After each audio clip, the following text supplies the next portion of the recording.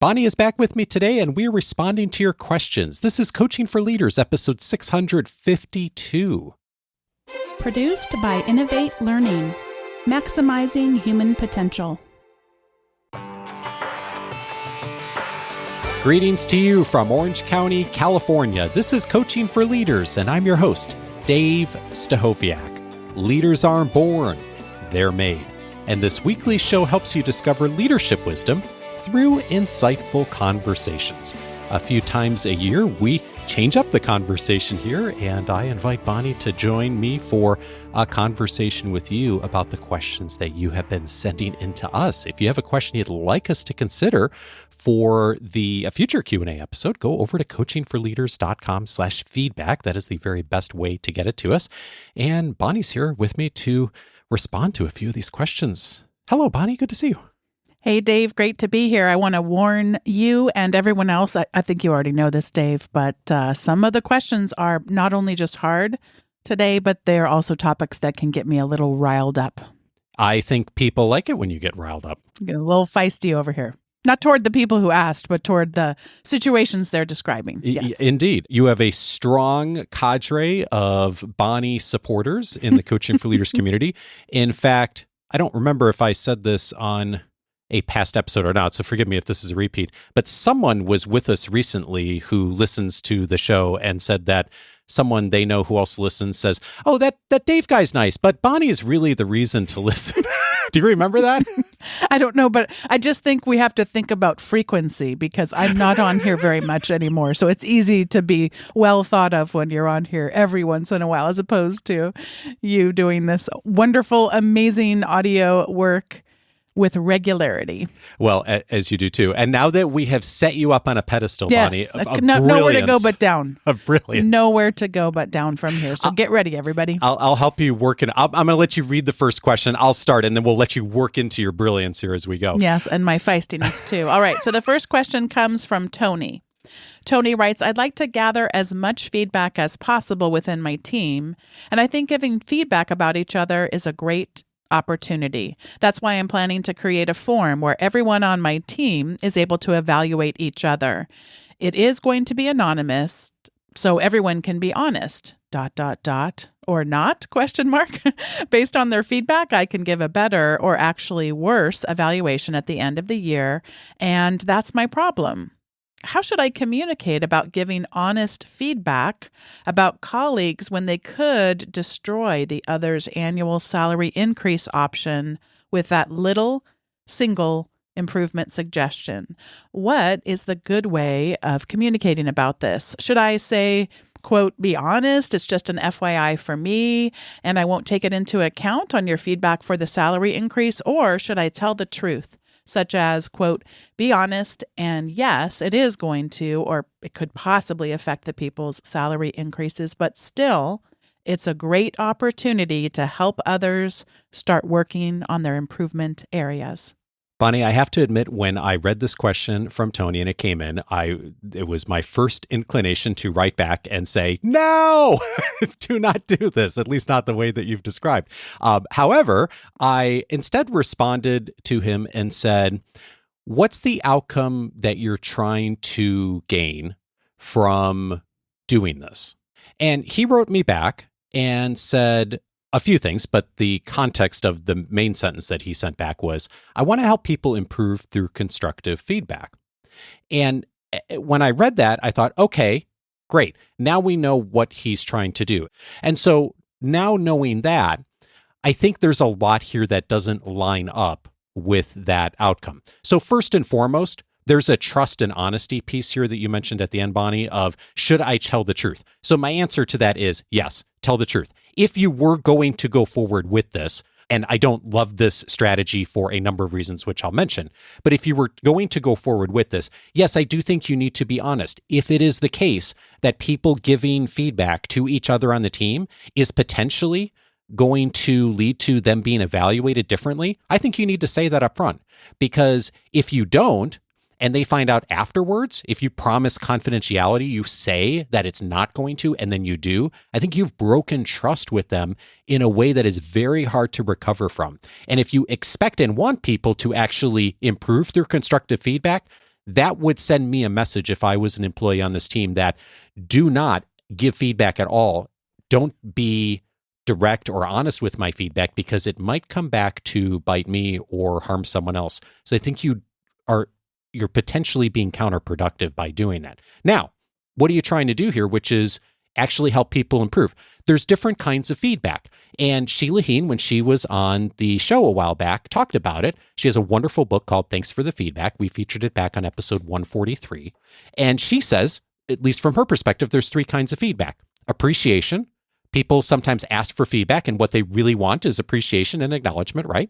Which we all do at times. There's coaching, which is helping you to get better at something, which is what I hear you saying, Tony, that you actually want to create on your team. And then there's evaluation. Where do you rank or stand? And I think these last two in particular are really key for this question, because what you're saying in your question is that you maybe want to do a bit of evaluation as far as how you're going to tactically do this, but your actual outcome that you want is coaching. You want people to get better at something. And those are not the same. They're both important, but they're not the same. And so I think if you're going to try to have people actually get better, and you're going to do that through the process of them actually getting more comfortable of giving feedback to each other, this wouldn't be the place I'd start. So where I would begin is, first and foremost, maybe you as a team, if you haven't already had this conversation, begin by setting some norms or some expectations on how do we do this as a team? What's our expectations about how do we give feedback? And if you've never had that conversation, you, your team, your employees, about like, what do we do? Why do we do that? What's the outcome we'd want? How would we do that if we went through the process of doing that, and have some norms around that? I think that'd be a helpful place to start. And we've had a lot of conversations in the past on how to create team expectations. I'll put a few links in the episode notes if you want to dive in on that. But the other way that I would enter into this with a team that maybe hasn't done this before, and you don't mention this in the question, but my sense of the context of it is there hasn't been a lot of this that's happened before, at least not in a substantial way. So I think that a perhaps easier way to enter into this in a way that's more safe is to do something like Marshall Goldsmith would call FeedForward, which is, rather than evaluating the past, of perhaps giving a suggestion for the future. And you could do this as an exercise. And in fact, I have done this as an exercise coming into client events and events with people that I hadn't met before, or people who had not spent a lot of time working together before or had different levels of trust. And the way you can set that up is you can invite each person who's participating in that exercise to come with something that they are working on or they would like a suggestion on. And that person articulates to another person or the group, hey, here's something I'm working on that I'd like to get better at, or maybe something I'd like a suggestion on, or I'm looking for ideas on this. And then what the other party does, or parties, is says, well, here's a suggestion on how you might do that in the future or next time. So it's not an evaluation of the past. No one's allowed to talk about the past. It is in the future, here's maybe one thing you might consider doing. And that's it. And what that allows you to do is to enter into a place where people are providing some feedback, if you will, and some suggestions, but we're not talking about doing evaluation. We're talking about it through the lens of coaching and improvement. And if you do a little bit of that and just start off in a very safe way, I think that gets you to a place where you, the members of your team, start to become a little bit more comfortable of giving and receiving feedback, of learning from each other. And then maybe there's a place where you do something a little bit more. But I think in most situations, I'd be really hesitant, unless it is the model of the organization on performance management, to have team members formally giving each other feedback and evaluation. I think mostly that's the manager's role in most organizations. So I'd be a little cautious about going down that road, even with a team that was really comfortable giving each other feedback. But I'd start first on something that's a little bit safer, that gives them the chance to develop trust, that gives them the chance to learn from each other. And I think that really gets you to what you want, which is the coaching goal. So that's where I'd start, Tony, is begin with maybe some expectations about what you're trying to create. Start with something more simple like FeedForward. I'm going to put a video, by the way, linked in the episode notes for Marshall Goldsmith's FeedForward system. It's a 6 or 7 minute video. It's very straightforward. Almost anyone can use it in an organization or a team. And I think it'll get you started a bit on this process. So broadly speaking, there are two different types of feedback. Formative and summative. I hear you attempting to do both of those things with the same process. I hear you in both what you shared here and also Dave's follow-up, wanting it to be formative, wanting it to be the kind of feedback that can grow and shape us and help facilitate longer term change in people's levels of effectiveness. But I also hear you wanting it to be summative and, dare I say, even punitive. I didn't hear a lot about, oh my gosh, there would be so much amazing feedback. We'd have to give everyone 100% raises. I heard like we would be withdrawing, any type of potential.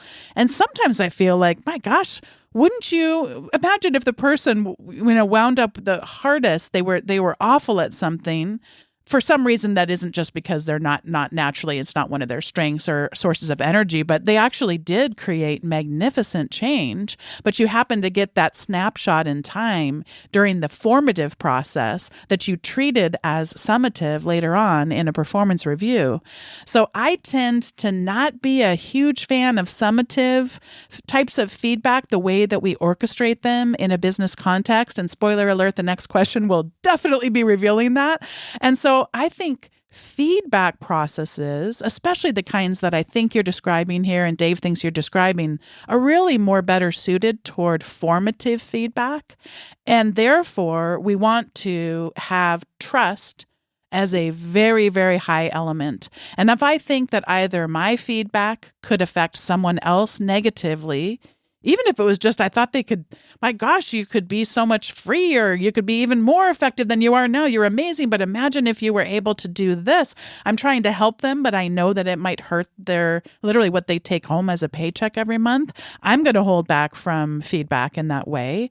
And then I'm also going to hold back from, as I'm trying to discern my own change process and trying to take on new habits, new skills, that's going to be very hard for me to do that well, because I need to be able to risk things because I'm going to fail as I'm trying to change.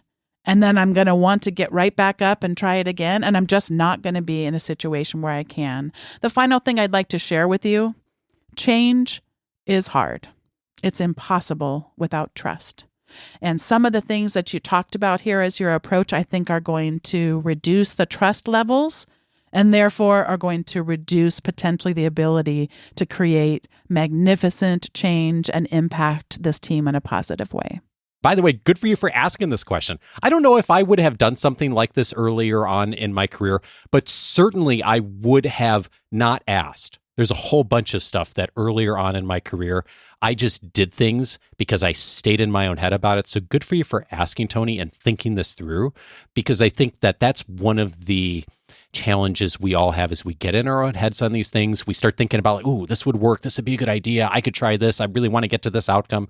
And we mean well, like almost always we mean well, but then we end up having fallout that we don't anticipate. So good for you for asking. It's just a great reminder for all of us to keep asking and to get perspective from others, because it helps us to make, I think, really better decisions. So thanks, Tony, for that question. Let's go on to the question from Lena. Lena's one of our Academy alums, Bonni. She writes and says, my organization uses the 9-box grid framework for talent mapping. I find it very narrow-minded and not fit for purpose. I wondered what other frameworks people are successfully using and could recommend. Let me start by talking about what the 9-grid framework is for anyone listening who may not be familiar with it.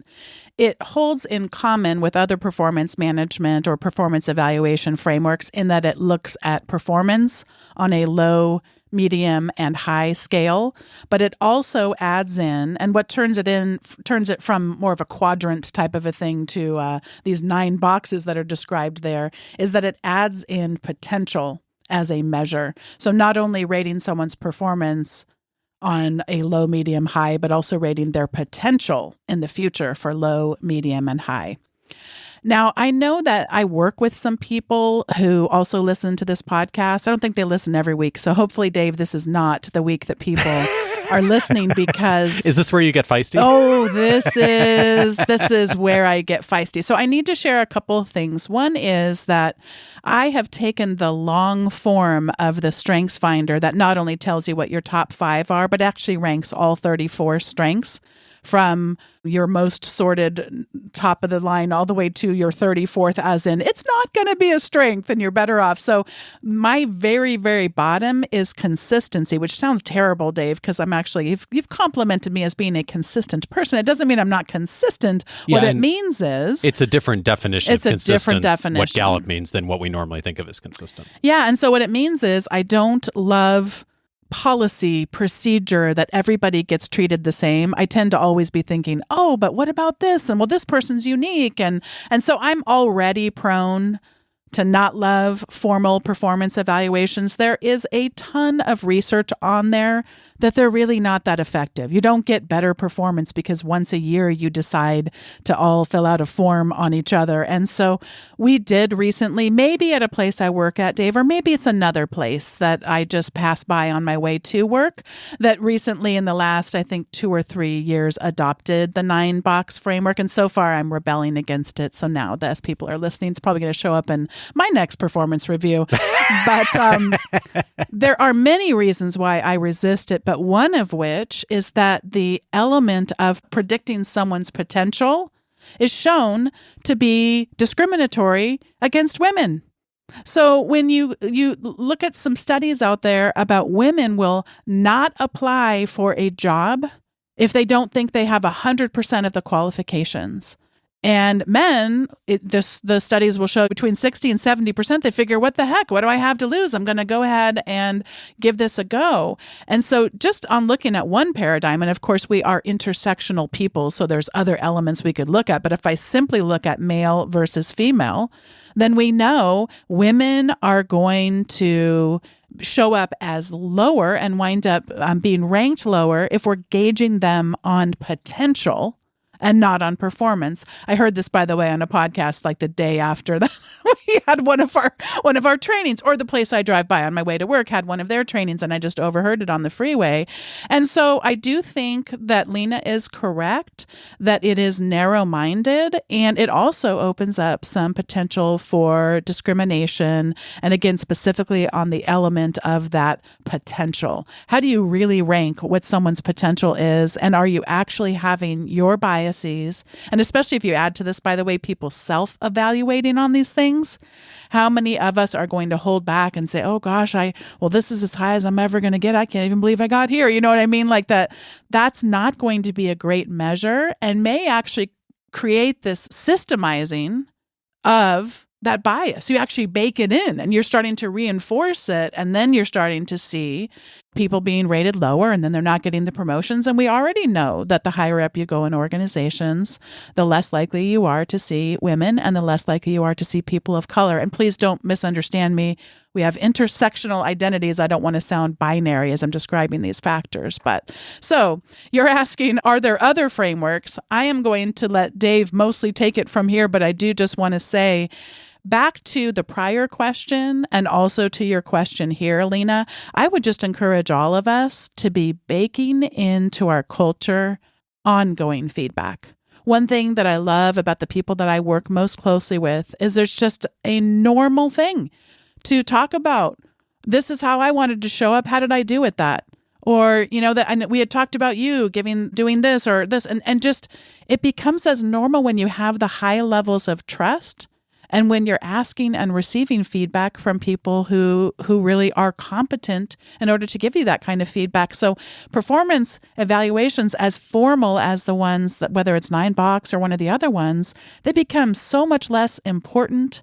And dare I say, Dave and I, we have a very small business, but we don't have performance evaluations because that feedback is just always going, whether it's praising people for doing amazing work or whether it's, hey, let's rethink this workflow and make it a little bit better. So I wanted to share that, but Dave, you may have some things to share about other models that Lena may want to look to. Yeah, indeed. And actually, I was curious as thinking about Lena's question, where did 9-box come from? It turns out as far as I can tell, it comes from McKinsey originally years ago, who started this. And like you, Bonni, I've run into people who are fans of 9-box, few people in our community who swear by it and really like it.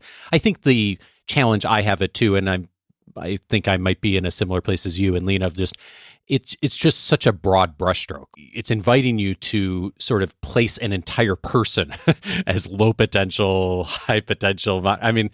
in addition to all the things you said, I just think that's a really hard thing to do. And I think for me, it's more helpful to think about, okay, if I'm going to look at an entire person, like, is there a way I can look at that without kind of putting that label on them?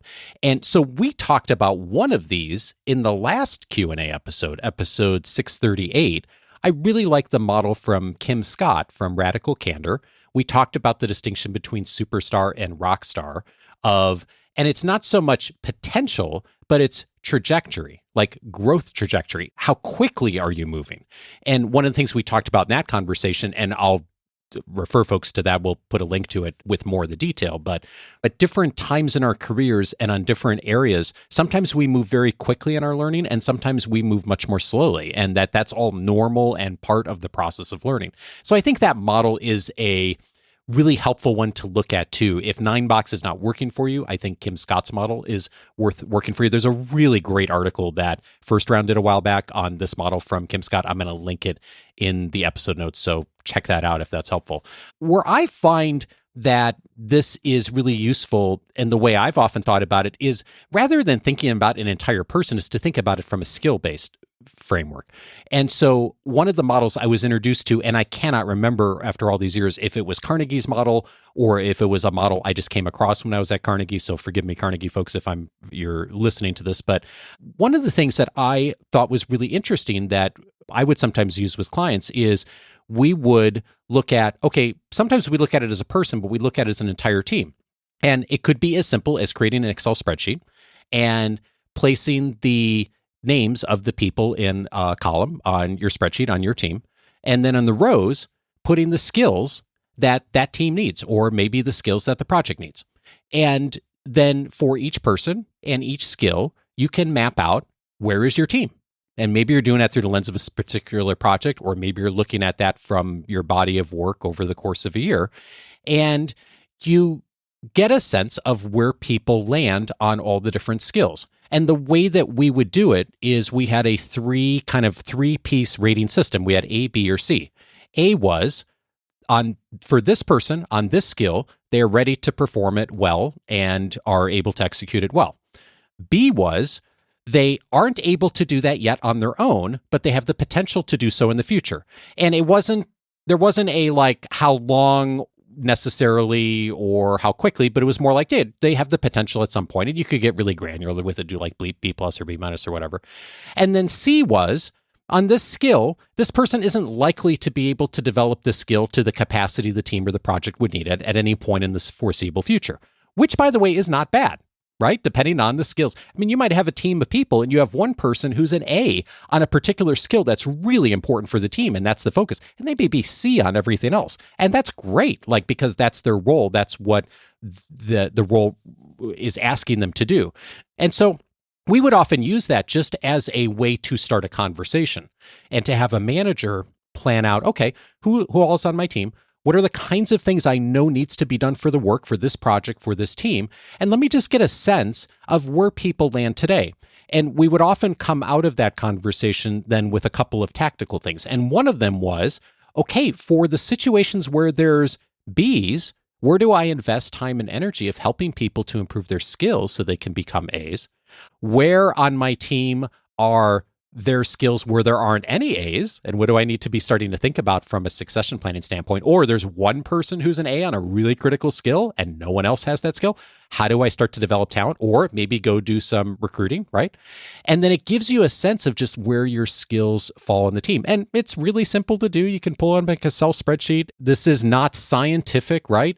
But it's just to give you a starting point for thinking as a manager, like, what does this broad brushstroke look like as far as all my different skill areas? And I think often that then surfaces 2 or 3 or 4 next steps that you may take to begin the process of what Bonni said of like more one-on-one coaching, more regular feedback, taking the time to do one-on-one training and one-on-ones to be able to then advance those skills where it's appropriate. I just finished reading a book called Grading for Growth by Robert Talbert and David Clark.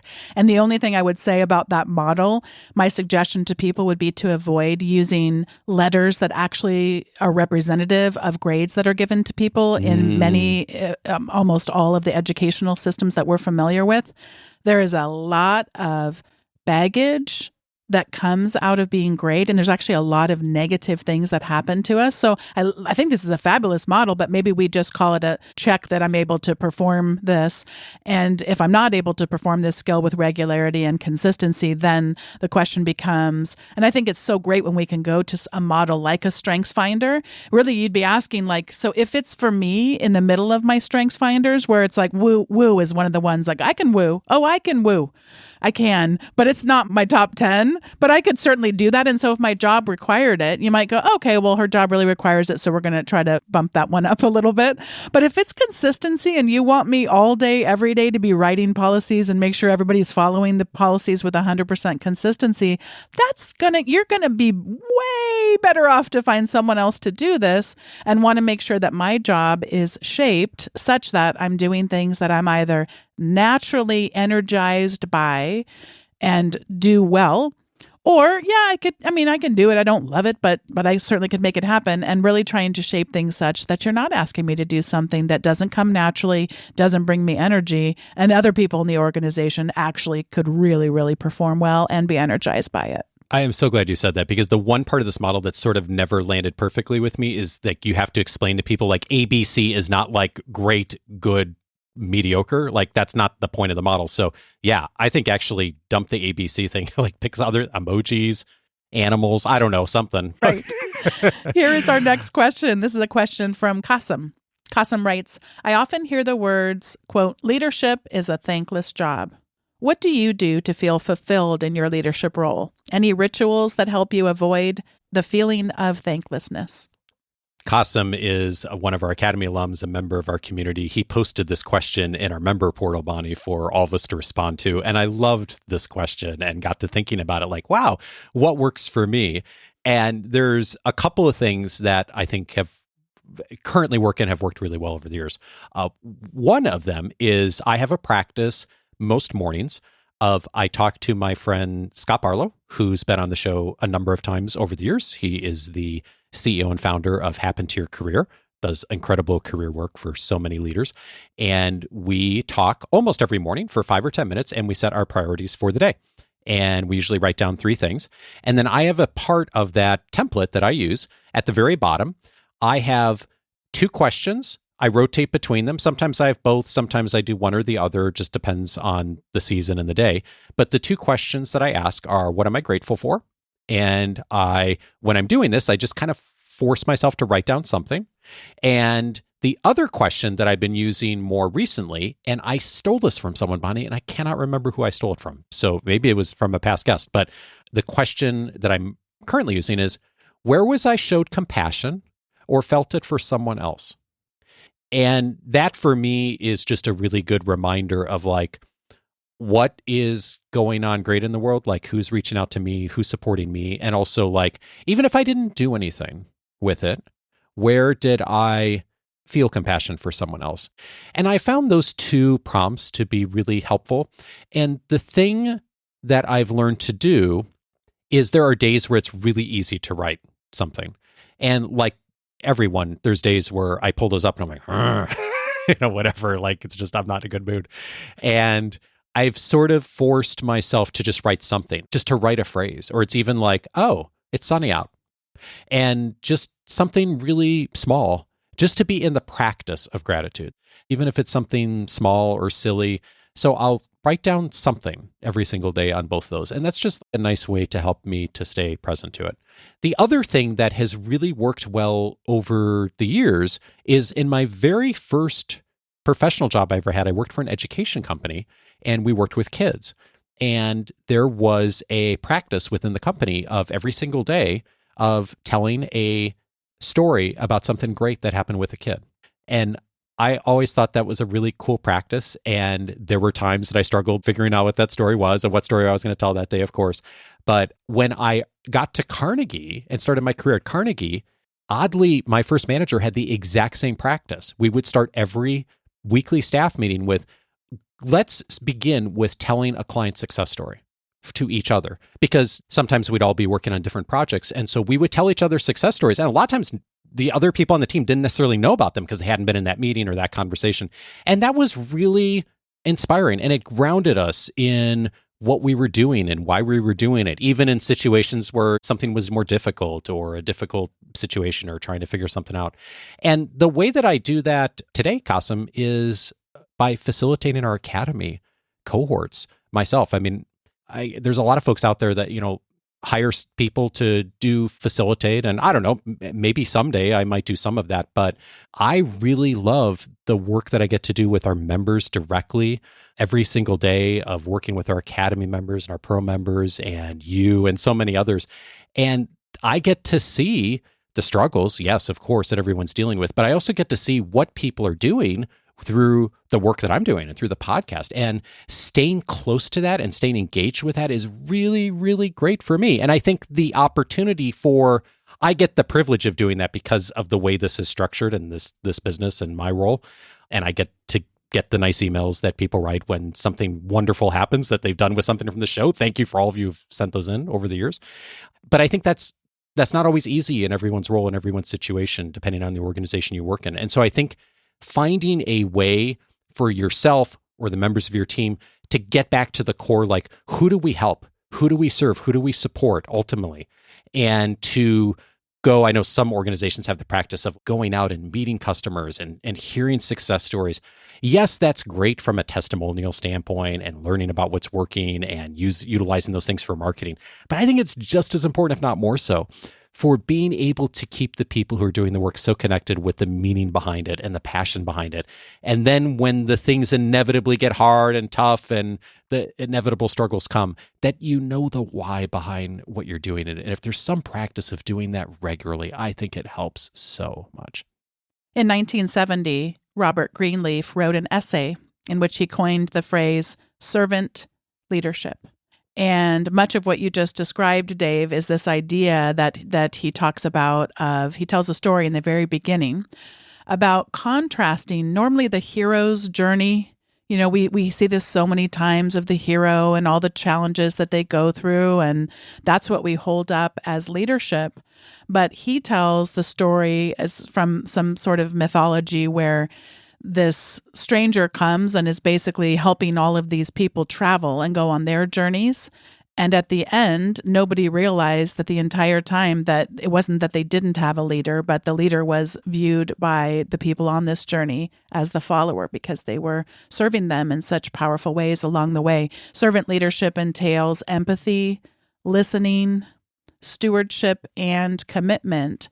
And when I start to find myself thinking about, what I do, it's just so thankless, it doesn't matter, that is a place I don't want to stay very long. And so I will try to play tricks on my brain and think, well, who can I send out words of encouragement or thank or do something small for someone who might be feeling like what they do is thankless, like that nobody notices. Just yesterday, I sent a email out. We've got a colleague who's working on a website, and she's been working really closely with other colleagues who have to come up with the content and work with her. And it's just, these are sort of thankless jobs. Like in addition to everything else that you already do with your job, now you have these other new things you need to do. And it was so fun just to send out words of encouragement to say that I know that some of the things that you've been putting all this time and energy, whether it's the content for the website changes or the actual technology and design changes behind it, that maybe no one's going to notice. I tried to pick out like 3 to 5 things and send out a message with really, really specific things that I thought was really, neat about what they'd done and might have otherwise gone missed, because I know what that's like to do stuff and people don't notice the little things. It's actually one of the things I really like about the person that I report to now in our organization is that he has such a good habit and a good practice of sending out little note cards to you, and they're not generic. There'll be one little thing, seemingly little thing, that he'll notice where it's like, oh my gosh, like no one else would have noticed that small thing. The level of, it's not the quantity of what he writes, but it's the level of preciseness that he'll pick something out where I'll go, wow, he noticed that. That feels really, really cool. So I'm trying to do that better and take him as a model and just go, what's a small note I could send out with just something that I noticed something and encourage someone. And I'll tell you, when I do that, maybe I send out 2-3 notes or emails or some text messages or whatever, I'm never on the other side of that thinking, oh my gosh, this is a thankless job. It just joy begets more joy, begets more joy. It's really, it can become infectious. So that's what I'm working at becoming better at in terms of just those notes of encouragement. They can go so far, and it's fun to just think about those seemingly small things that people do that maybe they're not used to people noticing, and to try to amplify that in some way.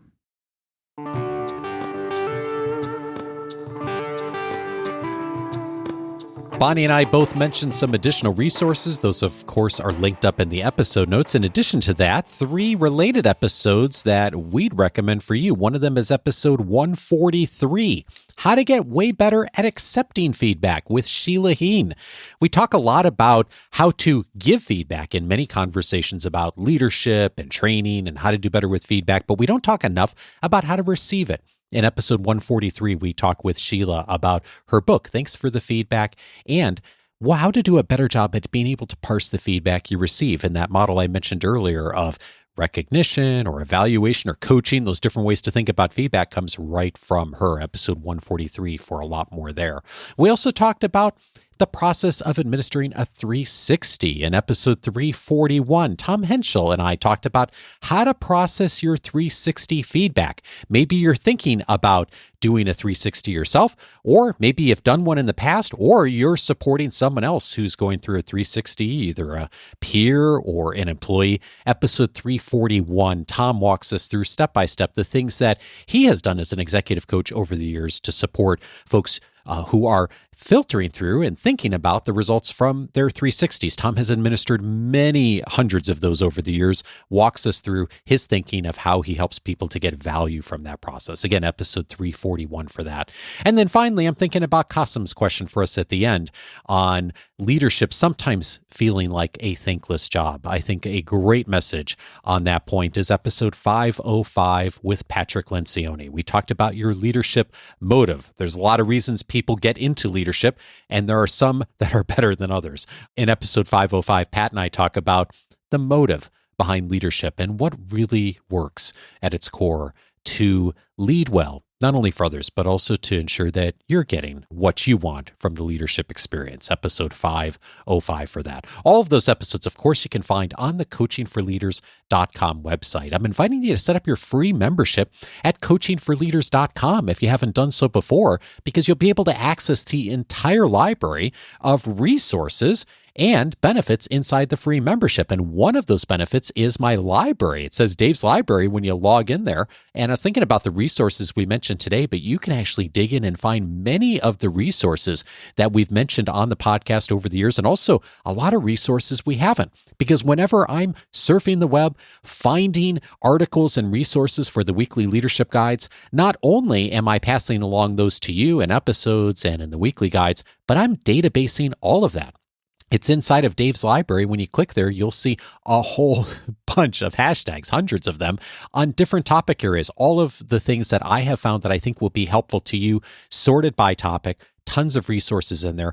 It's a great starting point if you're looking for a resource on a particular topic. It's just one of the many free benefits inside of the free membership. Again, just go over to coachingforleaders.com to set up that free membership. And if you've been a free member for a bit, you may want to learn about Coaching for Leaders Plus. One of the key benefits inside Coaching for Leaders Plus is hearing more from me. I am writing a long-form monthly article regularly. A recent one that I just sent out in the last few weeks is how to speak up when you're the quiet one.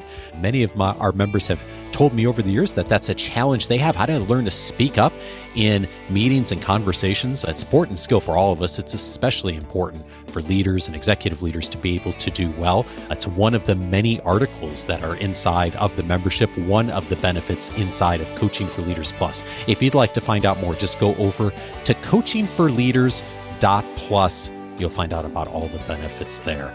Coaching for Leaders is edited by Andrew Kroger. Production support is provided by Sierra Priest. Next week, I'll be back with you for another conversation on leadership, and I'll see you back then on Monday. Take care.